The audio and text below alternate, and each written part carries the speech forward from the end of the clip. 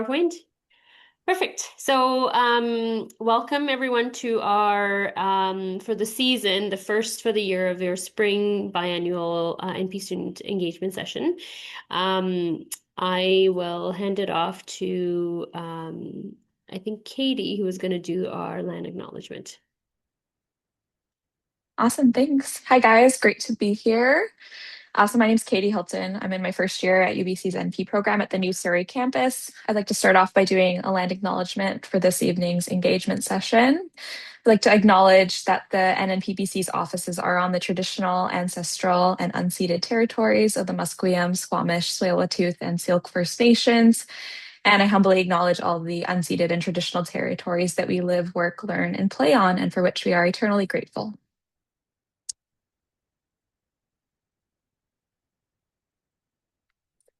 Okay, great. So I'll just cover our agenda for today briefly. We're going to start with a PowerPoint with lots of time for questions at the end.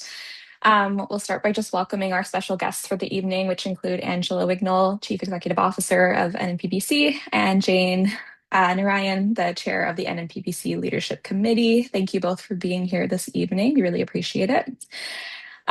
We'll do some intros for the NP Student Committee, followed by the NP Leadership Committee, and we'll discuss the Student Committee and its purpose and current priorities. And then we'll have lots of time for questions and answers at the end with Angela and Jane.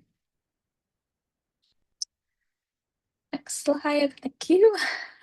So we'll discuss a little bit more about the specifics of the committee later on, but just to introduce the NP Student Committee, which is made up of a group of students from each NP school in the province with the goal of being kind of one per year ideally, to provide a cohesive voice for each student and each school.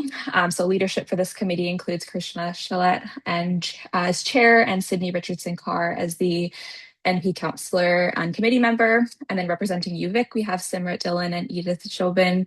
Representing UBC, we have Jasmine Mundy, Sarania Thilinathan, and myself, Katie Hilton. UNBC, we have Danielle Coop, and for TRU, we have Selena Hong. So the committee kind of came to be when Krishna was an NP student because the need for a student committee became quite apparent during COVID when students were really struggling. Came around in about 2021, and we'll kind of touch more on how the committee came to be in later slides. So this is your NP Leadership Committee, formerly the NP Council. These folks will be your go-to people for questions and concerns as practicing NPs. When you have questions about NP policy, concerns, and matters for advocacy, the NP you reach out to will depend on which region you'll be working in. Their contact info will be on the NP portal under your leadership members. So just to introduce the committee members, we have again Jane Narayan as the chair of the committee and Sukwant Jasar as the past chair. And then representing Northern Health, there's Raylene Marceau and Sherry Sherba. Representing the island, Pamela Trent, Trish Moldenhauer, and Michael Gardner. Fraser Health, there's Jennifer Ayerku and Navdeep Dillon. Vancouver, there's Timothy Kwok. And then Interior, Sydney Richardson Carr and Tanya Piefer. I think that's everybody. So now I'll hand it over to Selena to talk more about the student committee. Yeah, so our NP Student Committee, the purpose of the committee is to bring forward the voice of British Columbian NP students. We have a maximum of 14 committee members with the aim to represent each NP cohort from all the BC NP programs, engage with the NP students, collaborate with NP Leadership Committee, address key issues impacting NP students in BC, and advocate for NP students and collectively bring the student voice at the NP Council and organizational level. And Karishma will be providing a bit more explanation. So I think I just wanted for everyone to understand kind of how we were born, perhaps. It was the time when I was a student, NP student counselor on the NP Council. And this was during the time of COVID. So there was a lot of sort of changes. Classes went from in person for some people to completely online. UVic had canceled one of their placements because they couldn't find placements. So there's a lot of unrest and like students sort of there was concerns, and I felt like I couldn't reach out to every single student because I was just at UBC, and I felt like we needed sort of or an organized voice where every person, people from each schools can sort of connect and also disseminate information. So hence, myself, Kate Prosnick at that time, who was the new NP student counselor, I had graduated. Carrie Murphy and Karen Sims had come together, and Karen Sims was the president at that time.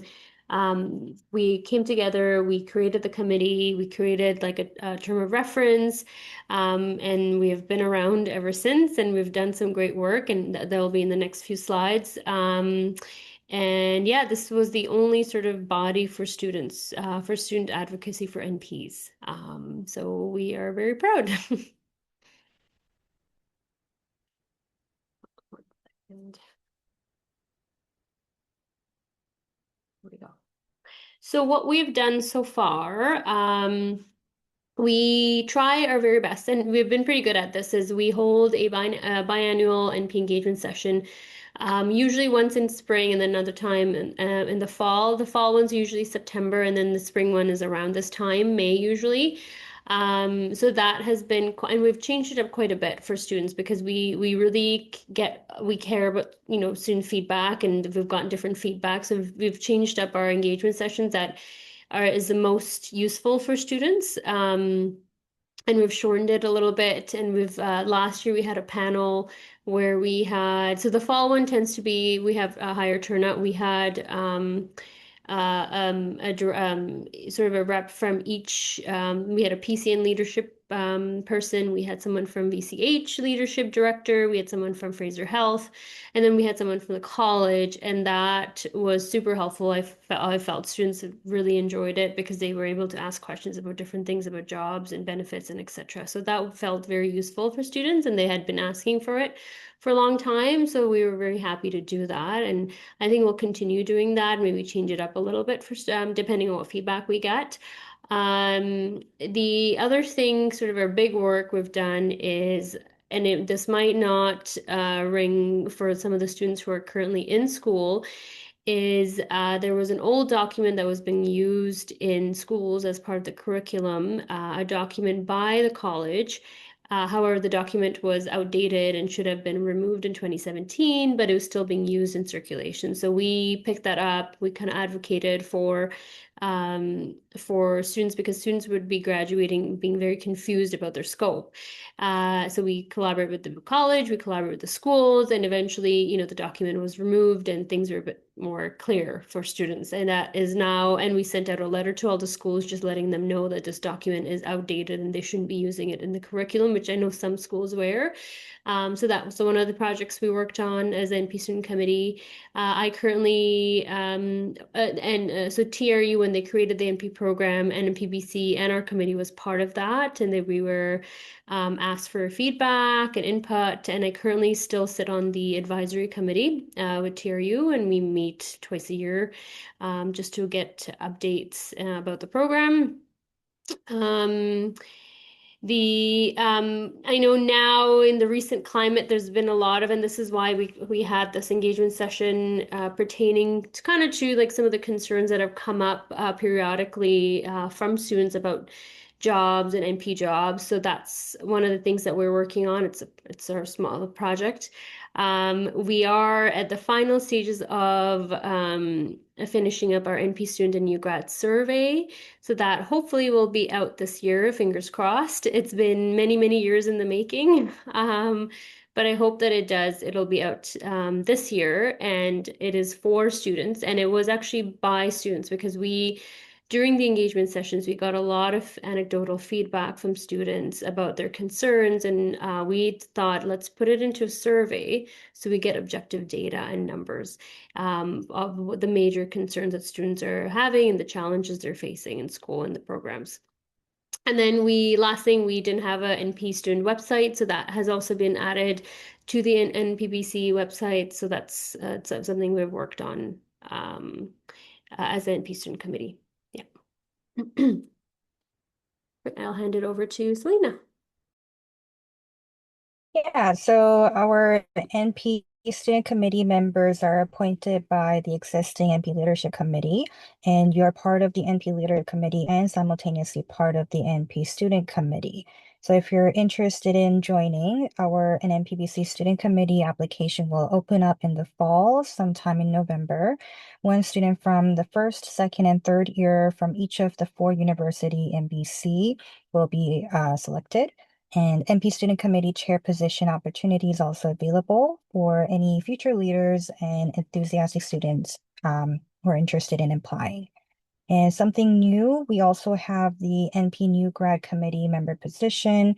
So there's one position for any new grad NP within 2 years of graduation. And applications will open in August 2026, and the deadline is September 13th, 2026 at midnight.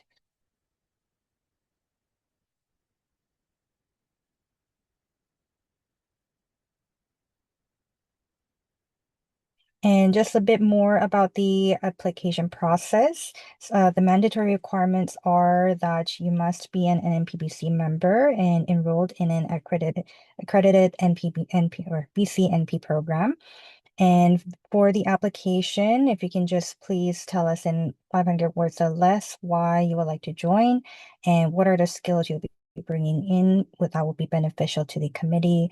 And what is the one idea you have as an NP student or an issue you have encountered as a student that you would like to improve or work on? And then you can submit your application to our email.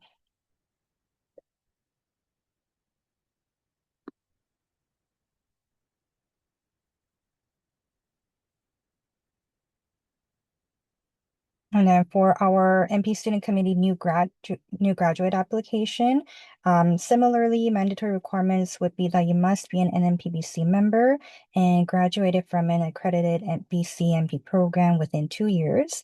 And a similar application process where you would submit a short paragraph where you would mention why you would like to join the NP Student Committee, what skills and knowledge you would bring, and what is the one issue you would like to see improved or changed within the NP profession. Perfect. Thanks, Selena. Just a quick review of sort of what NPBC is. And I won't go into the details of it, but I think being RNs, we sort of know that we have the college and the union, and there's, the union advocates for nurses. But as NP, as some of you might know, is we're not under a union. So the college is for the public. They govern our licenses and our practice, but they're really there to make sure the public is safe. The union, which we're not under as NPs, but for nurses, they're there to advocate for, compensation, salaries, benefits, and working conditions. And then sort of for NPs, this is where NNPBC comes into play, is that it's the professional association. It's not a union, but it is the sort of the only association for NPs where we are on the behalf, we are on your team, and we advocate for NPs and better policy and health policy and better payment models and etc. So that's it, just to understand what we are and what we do as NPBC and NP Leadership Committee.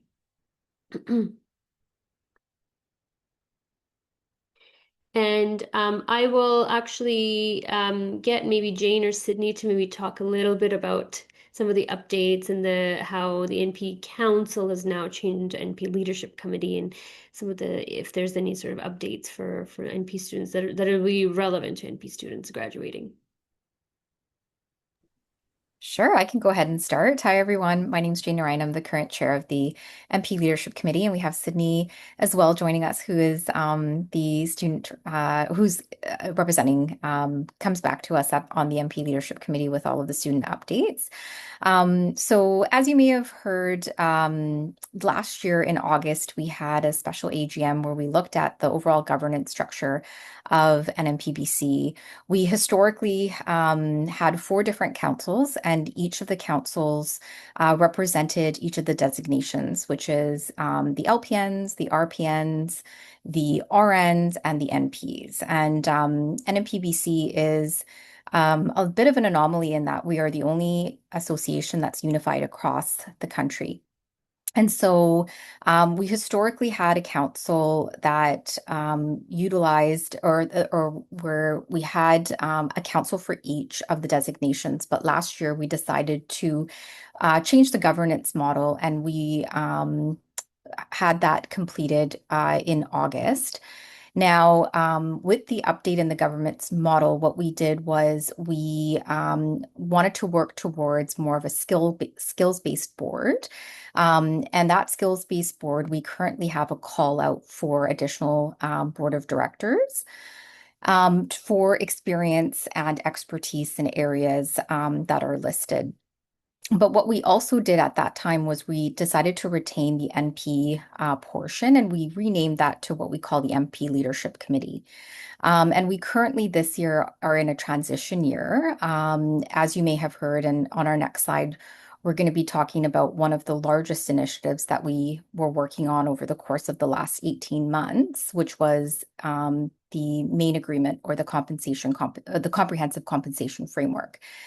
And so the NP Leadership Committee currently functions with one to two representatives from each of the geographical areas within the province.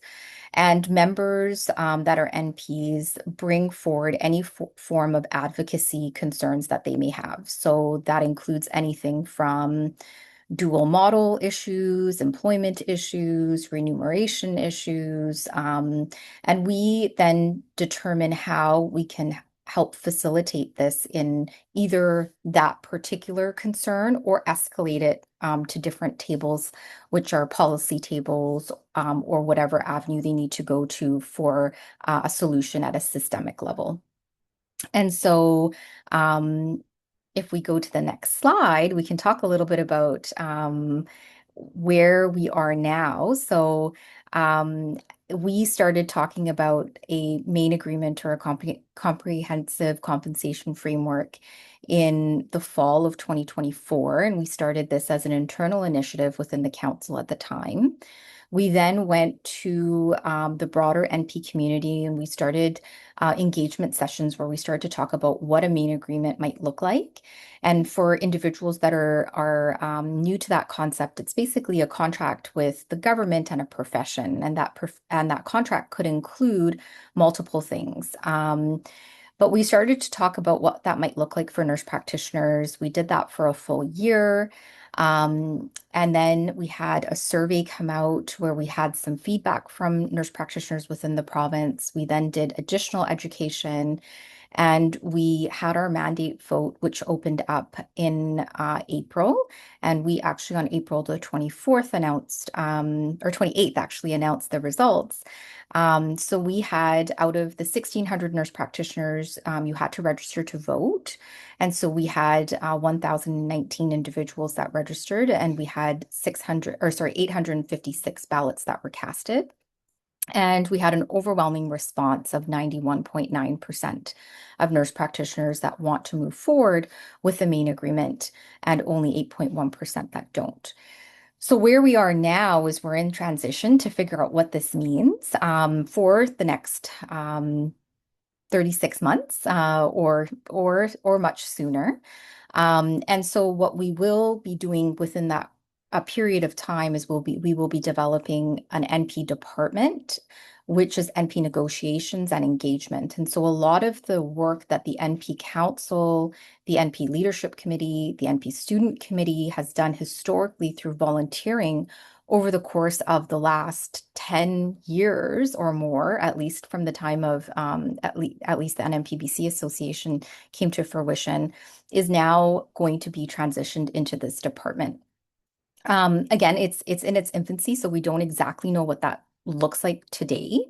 But we do know that this allows for a lot of unification. It allows for NPs to be collective and to be able to hopefully create a lot more change. So I'll let both Sid and Angela provide anything I've missed in for these two slides. Thank you, Jane, and good evening, everyone. I'm Angela. I'm delighted to be here with you. I'm the CEO of NMPBC and a very proud registered nurse. Jane, you left absolutely nothing out. I have nothing to add. It's so exciting to see these results, and I'm so delighted to be in the room when you get to hear them. Yes, thank you, Jane. I think you covered it all. Hi, everyone. I'm Sydney. I'm part of the NP Leadership Committee for the Interior and also part of the NP Student Committee for the last couple of years. Yeah, Jane covered it. That's why that's why she's the chair. She knows what she's talking about. And I think just from the student perspective, it's a really exciting time for all of you to be, coming into the NP world.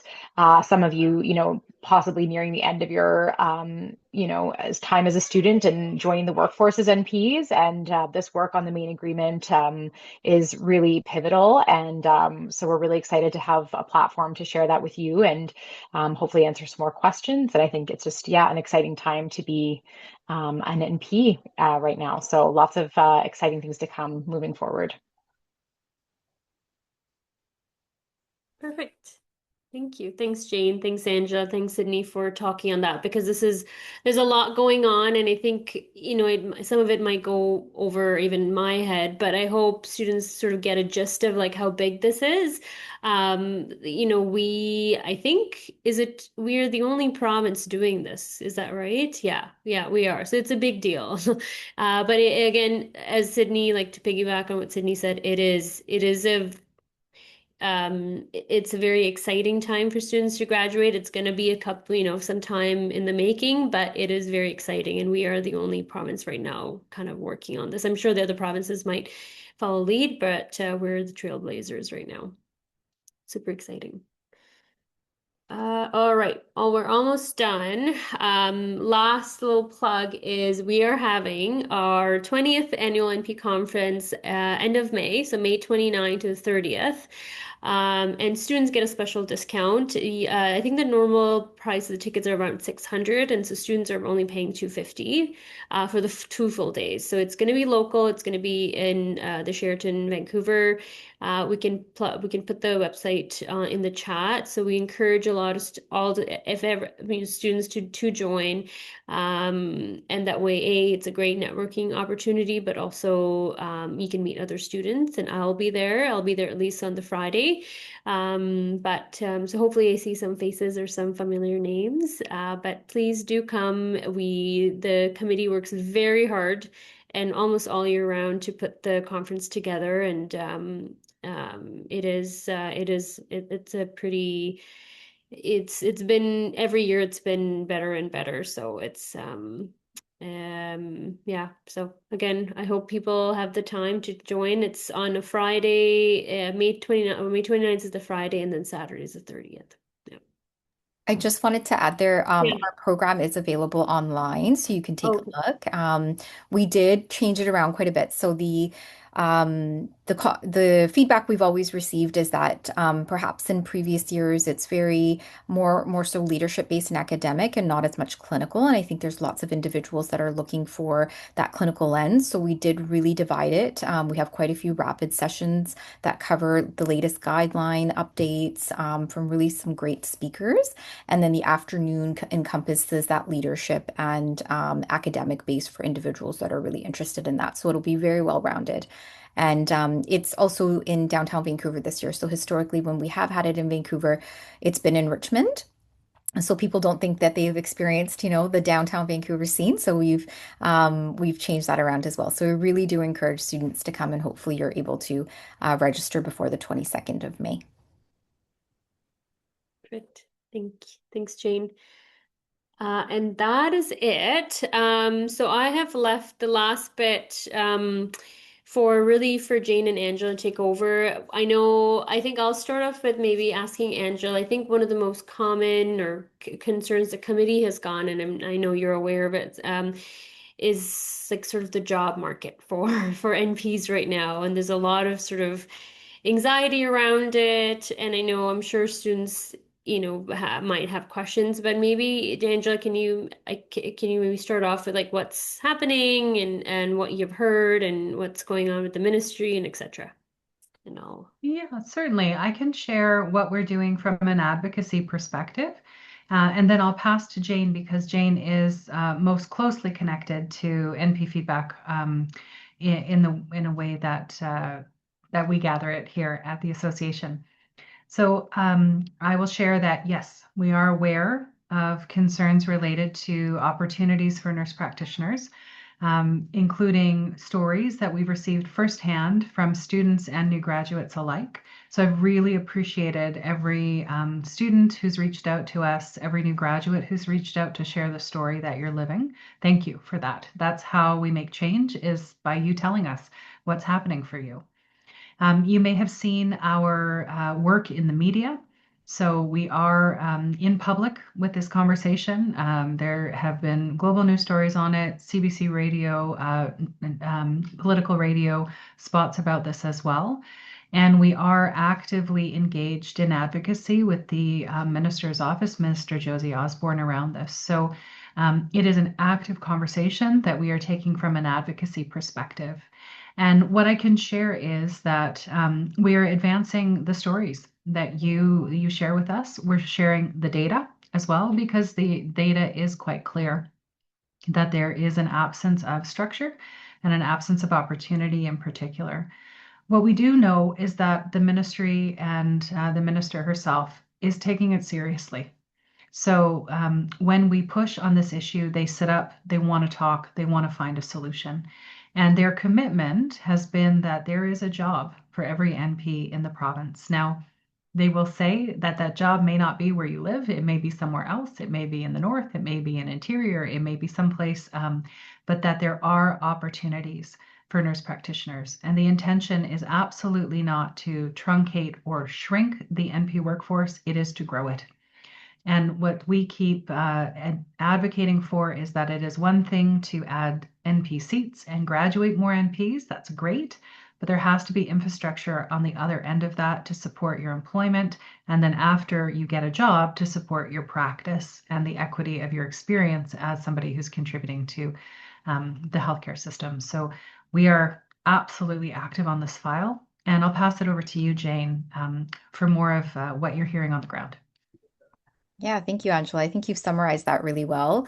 I think we are echoing that as well, where we, at every single table that we sit at, and oftentimes those things aren't forward facing, so it may not feel like there's advocacy being done, but rest assured there absolutely is.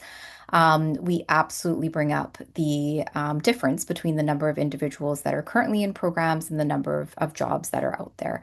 And so sometimes that takes a bit of time for larger structures to change. And I think that's where we are right now, where we're pushing for that change. There are NP jobs out there, so I think sometimes some of the other individuals have come forward and they've said, you know, there's no jobs, but there are. And we were on a meeting actually this morning, and there's 30 jobs in the north, right? So as Angela said, it may not be where you want, but there are jobs available. And again, we are at many different tables advocating for jobs, so we do anticipate that there will be change in the coming months. So this would be, if you guys have any questions, this would be a great time to ask. Perfect. I have Rebecca. Go ahead. Hi, thanks so much for all of your hard work. It's just amazing to see what the NMPBC has blossomed into over the last few years. It's really exciting, and I'm so impressed. And hi, Angela, nice to see you. I guess I'm wondering, in your conversations with the government and with Josie Osborne, has there been any kind of formal response? Like, I've been kind of keeping an eye on the media. It doesn't seem that there's been any response from the government on that issue that was raised. So like and I'm sure you guys noticed this, they put out an article saying, like, boasting about bringing in all these American healthcare providers, and like the very next day was the media release around opportunity issues with nurse practitioners. And I'm just wondering if there's any commitment to a plan or a formal response from the government or anything along those lines around how they're going to attenuate the issue. Yeah, it just seems like there wasn't any calculating on the numbers. They kind of threw everything at the wall to see what would stick, and everything kind of stuck, it seems. Yeah. It's a really good question. And Rebecca, it's so nice to see you. Hi. Rebecca and I know each other from other work that we have done in the past, so it's great to see your face. So there's sort of two answers to your question. One is that the education seats are actually sit in another ministry. So they sit in the Ministry of Advanced Education and Future Skills. And so when that ministry funds nurse practitioner seats, it's not always talking to the other ministry, which funds jobs, and that's Ministry of Health. So we've pointed out that disconnect, and we've encouraged those two ministries to talk to each other a little bit more. And we can't force them to do that, but we can certainly bring it up over and over and over again, which we do. So that sense of throwing things at the wall, you're not wrong in reading the situation like that, because it is a right and a left hand of government kind of doing funny things. So we do know, for example, that the Deputy Minister of Health now meets regularly with the Deputy Minister of Advanced Education and Future Skills. And we do know that in that conversation between those two leaders, this is on that agenda. So that's a step. It's not a public step, again, as sort of Jane said, a lot of this work is background work, but in the public service, that is a step forward. We have had a response to NMPBC from the minister's office. What we have not had is a press conference. So they have chosen not to hold a press conference on this. And we have chosen, in the tools, our advocacy toolkit, we've got pressure, we've got media, we've got grace, we've got lots of tools in there. Right now, after having pushed quite hard and used the media lever, we're giving them a little bit of grace while they formulate a plan. So they haven't held a press conference. We haven't held a press conference. We haven't had another news story cycle because we're giving them a bit of time. And we do know that they are working on a plan internally.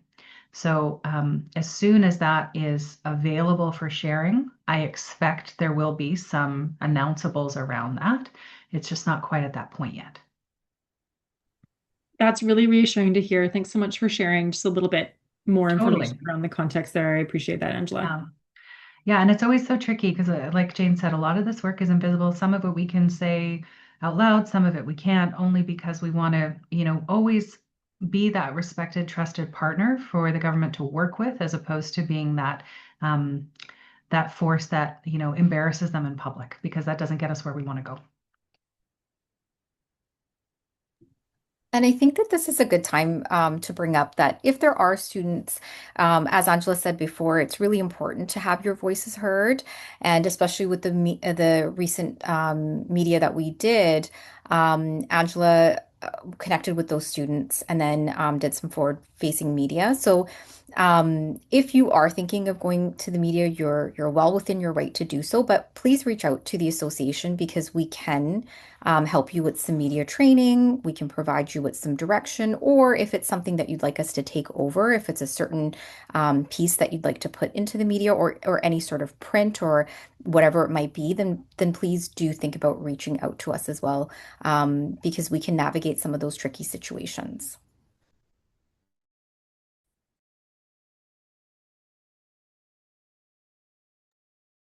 Any other questions, concerns? This is your time.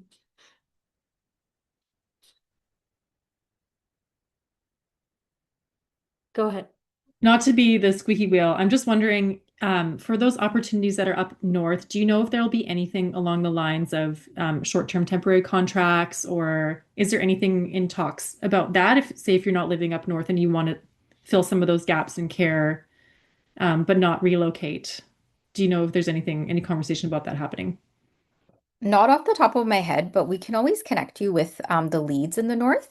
They often are very creative for coverage. So I don't see that being an issue, but we're happy to connect you with the leads in the north.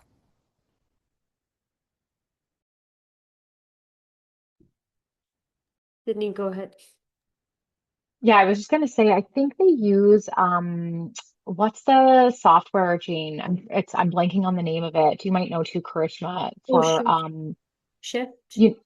yes. Is it Shift? I think Shifted. so, to They help use cover to help cover. Like I know they do a lot of like they try to help each other out, and I think if you were to get in touch with someone from the north, you could possibly look at joining that so that you'd know of sort of like temporary or locum opportunities.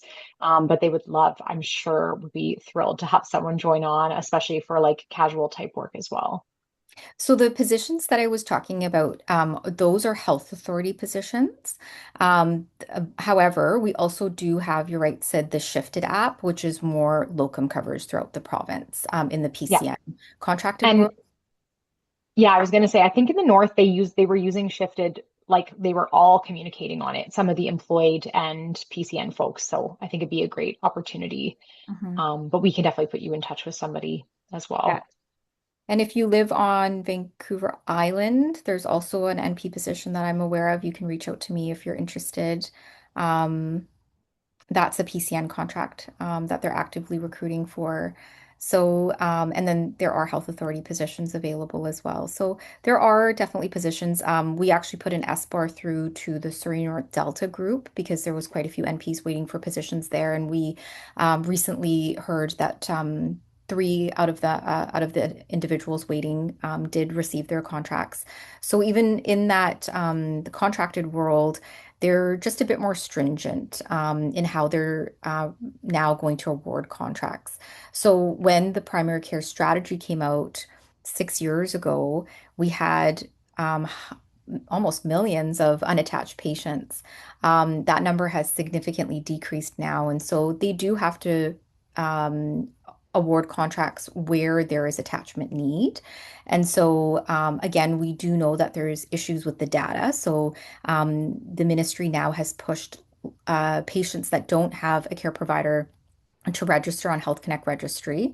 And if all of us as providers also have know of patients that don't have providers, you should get them to register because then if there's more people that are within a geographical location that have been proven to not have a provider, the for the ministry to award that contract in that area, it just gives them more leverage. Because again, we know that the data is incorrect, but we also know that nurse practitioners alone within the province have attached over 250,000 individuals since these contracts came out. So, what a big win for the whole primary care strategy. I this is a question for Angela and Jane and even Sydney. The common question I get from students is what's gonna ha and I think you've sort of answered it, what's gonna happen with what's happening with the PCN roles? There's a lot of confusion last year that it's on a freeze or it's on a hold. And do you have a timeline on when that might unfreeze, perhaps? They're not frozen. They were never frozen. They were taking longer to approve at the ministry level because of the finance review. And so, if there was a certain area where there was a geographical need, you would go to that division. You would work with that division and the clinic within that division. They would put forward an application. That application was then in many different regions held up at the finance. Now, that was also very variable. So, in the last few months, Burnaby, the island, they were getting approved. Surrey, in certain areas, was getting approved. Other areas was not getting approved. But again, that was just that financial holdup. Because of everything else and all the turnover and change and overall fiscal review that was going on within the government as well. Um, and and then catching up with, we have this data that may not be reflective, and so they're trying to do their due diligence as well, but there was never a freeze on any of the contracts. Thanks, Jane, for clarifying that because there was a lot of anxiety with students, and we received emails about Mhm. things were frozen or in those rumors that things were frozen. So thanks for clarifying Yeah, that. definitely not frozen, but when the contracts first started, there was no cap, right? So any clinic could get an NP or a GP if they were in a similar contract. But they've now dialed that back where there has to be a need, there has to be that 3 year sustained funding. Because when we do also look at these contracts are only for 3 years. You would think that at the end, your 1,000 patients would continue to get funding for attachment, but that's what they're also trying to ensure funding that's long-term and sustainable. But when we sign these contracts, if they choose not to renew at the end of 3 years, they also have the ability not to renew at the end of 3 years. Sense. The other sort of what we're getting from the NP Student Committee is there's people, I don't know what school this is, maybe it's multiple schools or one school or one student, but there are some of the people who are presenting at the schools are saying, hold on to your RN job. Just not yet. Don't leave your RN jobs because there might be issues with getting NP jobs. Do you have sort of information on that? What should students do? Does that mean they might, as you've said before, they might have to move somewhere to find a job because there are jobs, but they just might not be in that region.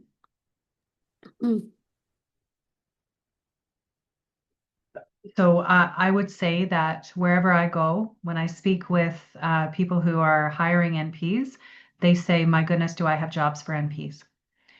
There are jobs for nurse practitioners. Many of them are in health authorities right now, but there are jobs. And I would say that it is easy right now with everything going on to be afraid. And I would encourage all of us to stand in the power that we have and to not act out of fear. Now, that being said, it's important to sort of know a couple things when you graduate. One is that if you pursue licensure as a nurse practitioner, which I'm presuming many of you will, I'm hoping all of you will, even if you're employed as a registered nurse, your licensure category has some impacts on how you practice. So, and the expectations of your practice, the expectations of your scope of practice. So if you are considering walking a line between RN life and NP life, and you're pursuing or continuing an RN job under an NP license, you might want to reach out and have a chat with our professional practice team about that, because there's a couple things you should be aware of. If you're choosing to stay in an RN job and not pursue NP licensure right away, obviously that's your prerogative. You can do that. Being an RN is great. I'm super proud to be one. But I'm here to say, to the best of my knowledge, that there is a job for you, and we are going to keep pushing and fighting until every one of you has employment.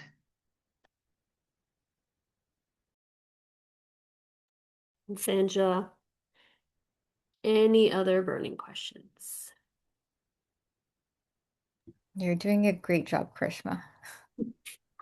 The one thing I wanted to add, and I don't know if because I guess students everyone's new to being an NP, is that Jane, not Angela, Sydney, myself, all of the NP student committee, all of the NP leadership committee, they're volunteers. They've been volunteering for many, many years. We don't get paid for this. Maybe one day we'll get paid for it. We'll see. But this is purely out of,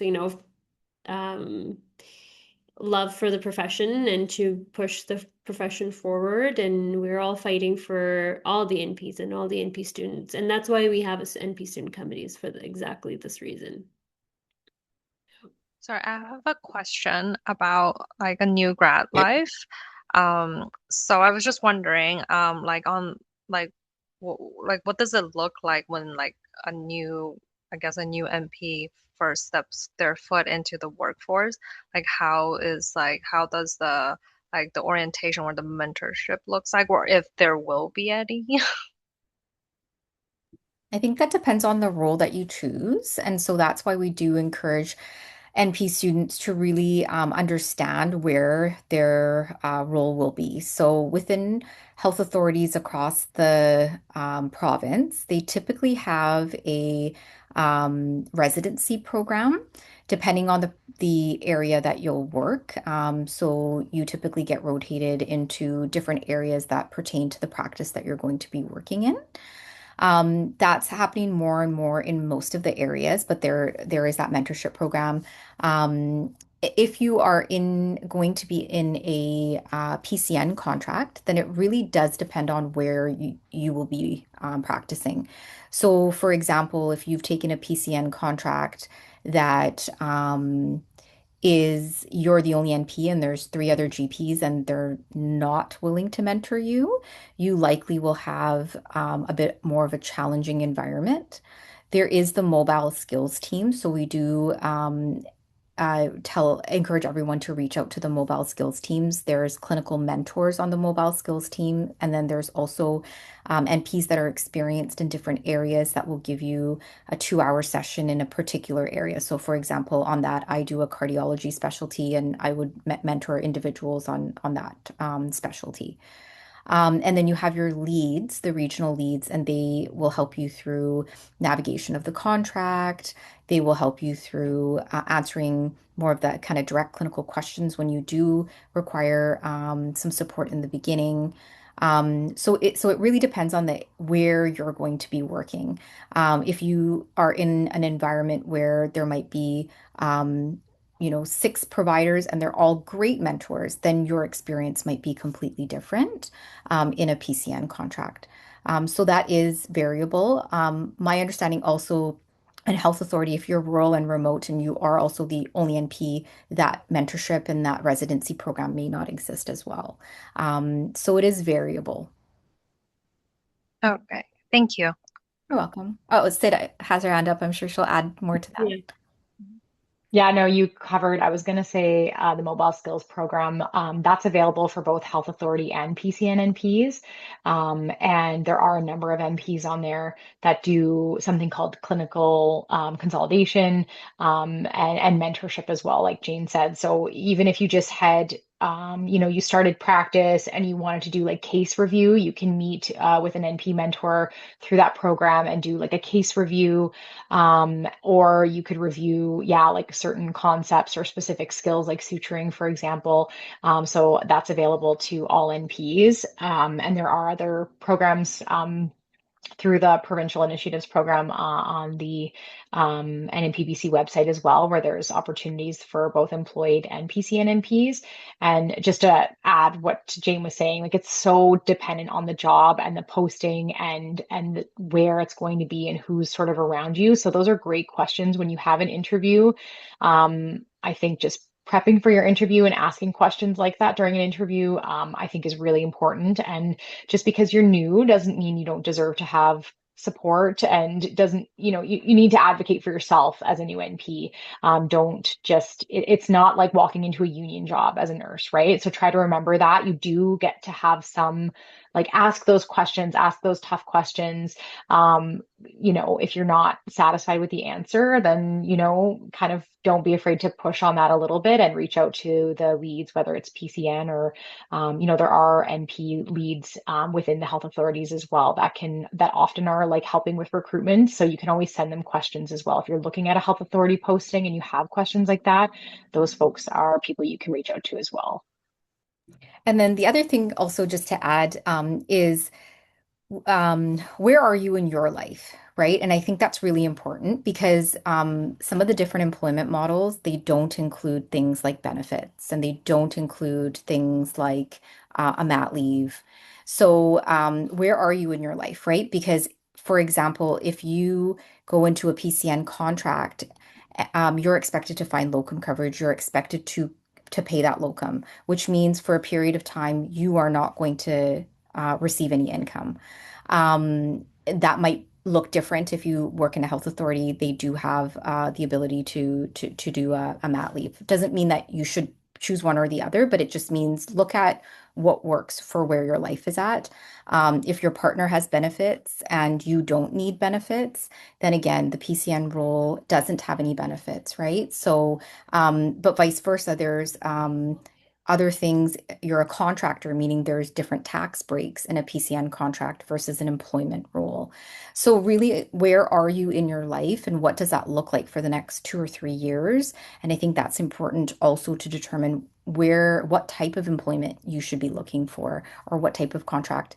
And I think that's something that we've realized on our end probably in the last few years, like probably 2 or 3 years, because we do see significant issues that are coming up for new grads because they kind of sign up for something and they don't know what they've signed up for. So if you don't understand, ask one of the leads, ask anybody on the council, ask anybody that's senior on the student committee, ask Angela, ask myself, to know if something is really right for you so that you don't have those same issues and concerns down the line. Thank you. And then just another question, like the mobile leads that you mentioned, is that is that like a website that how do we get access to that? Or is that something only for when we are working? Yeah, it's on the NNPBC website, on the NP portal under, I think under Provincial Initiatives Program under PIP. Mhm. And it's called the Mobile Skills Program. And so that it lists a number of people, and it sort of lists like the different area that they work in, whether it's regional or some of them do Zoom calls. So if there's a certain specialty that you are looking to get more information about, you can select someone for that. There's so many people that have a thank you. I was like, Angela's going to drop it in the chat. She's been doing that. She's been on it. So yeah, check it out. And that's available again to all NPs, whether they're health authority or PCN. And you don't pay anything for that service. You're basically just consulting with that person, and having mentorship, whatever that ends up looking like, whether it's in person or virtual. And then they get compensated through the program, which is a nice way to compensate folks that are providing those skills. And I think I'll just jump in and take the opportunity to like bust a myth. There is a myth that NPPIP, which stands for the Nurse Practitioner Provincial Initiatives and Programs at NNPBC. There's a myth that that program is only for NPs who are employed under PCN contracts. And that's not true. So NPPIP is open to any nurse practitioner who is employed in primary care. That's the criteria. So if you are under a health authority employment model and you work in primary care, it's for you. It's not often for acute care NPs, but there are exceptions to that as well. But if you have a question about NPPIP, don't hesitate to reach out to them. Don't presume that you are ineligible. Presume that you are and come talk to us.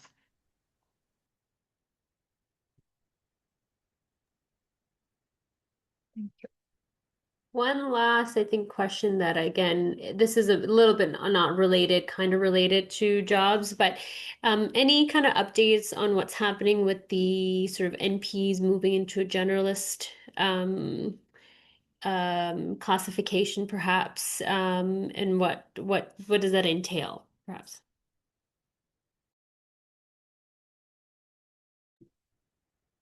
Um, yeah, that was actually, Angela, you probably have a better answer because there was at the NPAC conference, they had kind of a whole session on this. But that has occurred. And so they typically say that primary care is now considered a specialty. And so all NPs are graduating within this generalist model. So ideally, when an NP graduates, you can work wherever. Now, if somebody puts me in neurosurge, I have no idea how to manage that. So this is where we have started to have conversations with different stakeholders to say, well, now there has to be some set of programs or residencies or fellowships or whatever it might look like to actually prepare the NP for whatever type of role they'd like to do next. So does that look like oncology? Is that going to be primary care? Is it going to be cardiology? Is it going to be XYZ? And what is that going to look like? Is that another year that the NP then has to do? Is that another 6 months? Is that something that would be a funded program, like a residency for physicians? That's kind of where we're currently at. There are a few fellowship programs that are accredited. So UBC with the BC Cancer Agency just released their oncology accreditation program.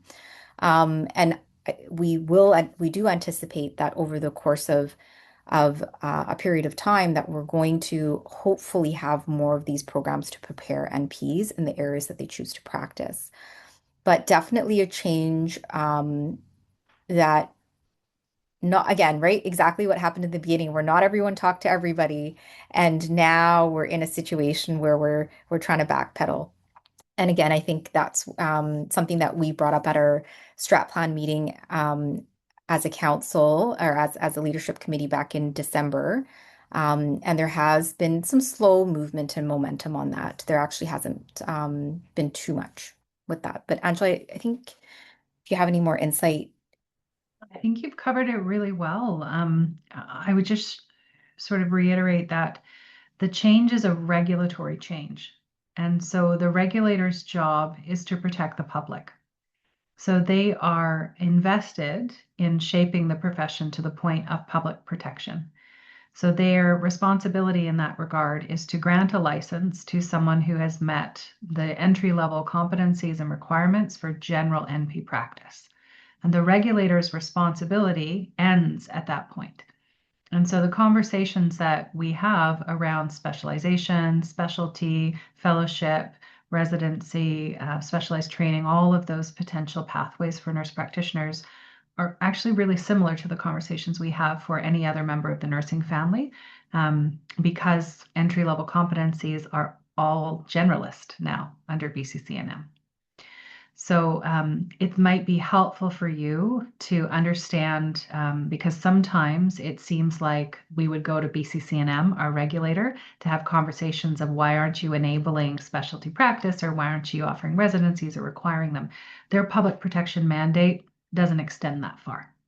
So where we're having those conversations are elsewhere. We're having those conversations with CASN. We're having those conversations with post-secondary institutions, with employers, those folks who operate in the space after you've got your license. I don't know if that's helpful, but sometimes the structures.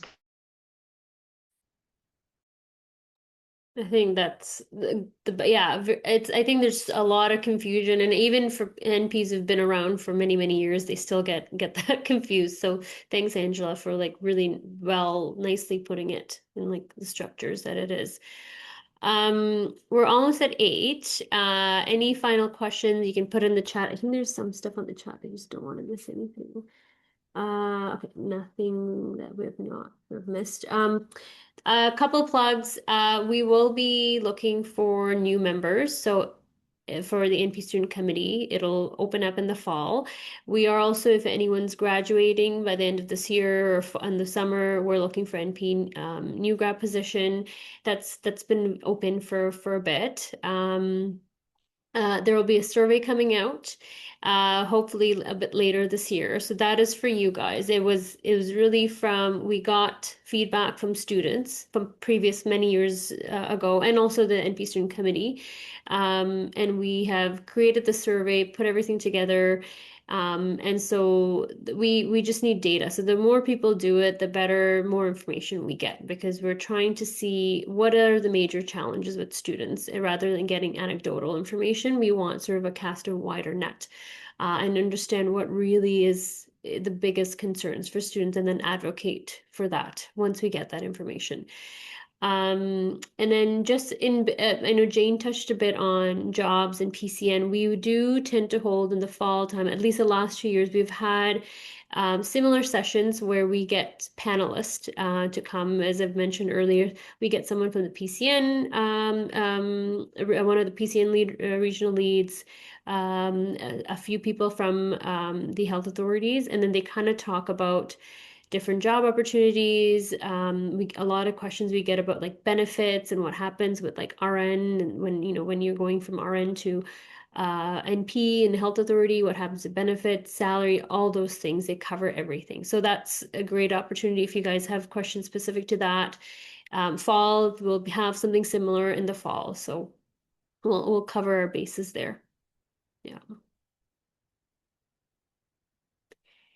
So I think that's it. I don't think we have any questions. Thank you so much, Angela, Jane, Sydney, for joining and being our special guests. And thanks for students for coming. I know this is a busy, busy year for you guys. So having an evening for a couple hours was great to have everyone over. And thank you to students for taking the initiative, and Karishma for being the perpetual chair, as we call you. Forever. I'm a dinosaur at this point. Yeah. No, we really appreciate it. It's amazing advocacy, and it's a voice that the NP profession really needed. So, and all of the students that have joined in the last couple of months, we really appreciate everyone. Mhm. Thank you so much, Karishma. Thank you all. Have a wonderful evening. Have a Have a good good night, night. everyone. Good Bye. night. Bye.